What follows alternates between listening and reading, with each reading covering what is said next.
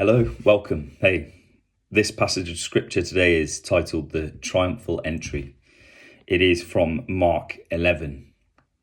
I've been reading through the Bible. I've been reading through the gospel now. We have read through Matthew and we're going through Mark at the moment. I've been all over the Bible at this time, focusing on the gospel, and I'm really looking to read through the whole of the gospel and get that on here so that it can just be a tool to spark off the desire, hopefully, or the curiosity or interest to go and seek out what was that guy reading about. And that's what this is. But today, like I say, I'm reading from Mark 11, the triumphal entry. As they approached Jerusalem, at Bethphage and Bethany, near the Mount of Olives, he sent two of his disciples and said to them, "Go into the village opposite you, and immediately as you enter it, you will find a colt there, tied there, on which no one yet has ever sat. Untie it and bring it here. If anyone says to you, 'Why are you doing this?'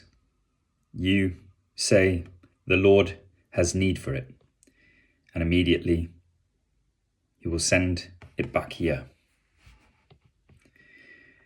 They went away and found a colt tied at the door outside in the street, and they untied it.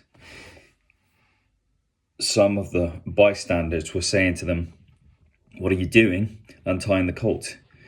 They spoke to them just as Jesus had told them, and they gave them permission. They brought the colt to Jesus and put their coats on it, and he sat on it. And many spread their coats in the road, and others spread leafy branches which they had cut from the fields. Those who went in front and those who followed were shouting, "Hosanna! Blessed is he who comes in the name of the Lord. Blessed is the coming kingdom of our father David. Hosanna in the highest." Jesus entered Jerusalem and came into the temple. And after looking around at everything, he left for Bethany with the 12, since it was already late. On the next day, when they had left Bethany, he became hungry. Seeing at a distance a fig tree in leaf, he went to see if perhaps he would find anything on it. And when he came to it, he found nothing but leaves, for it was not in season for figs. He said to it, "May no one ever eat fruit from you again." And his disciples were listening. Then they came to Jerusalem, and he entered the temple and began to drive out those who were buying and selling in the temple, and overturned the tables of the money changers and the seats of those who were selling doves. And he was not permitting anyone to carry merchandise through the temple.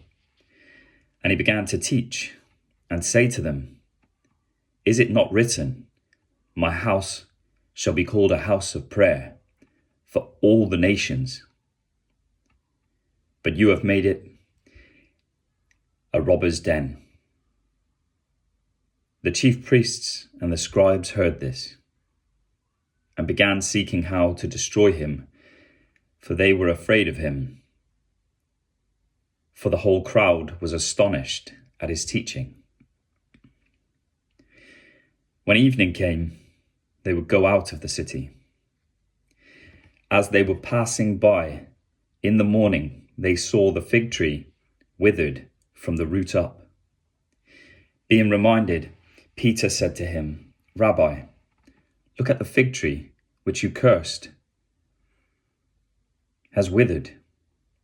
And Jesus answered, saying to them, "Have faith in God. Truly I say to you, whoever says to this mountain, 'Be taken up and cast into the sea,' and does not doubt in his heart, but believes that what he says is going to happen, it will be granted him. Therefore I say to you, All things for which you pray and ask, believe that you have received them, and they will be granted you. Whenever you stand praying, forgive, if you have anything against anyone, so that your Father who is in heaven will also forgive you your transgressions.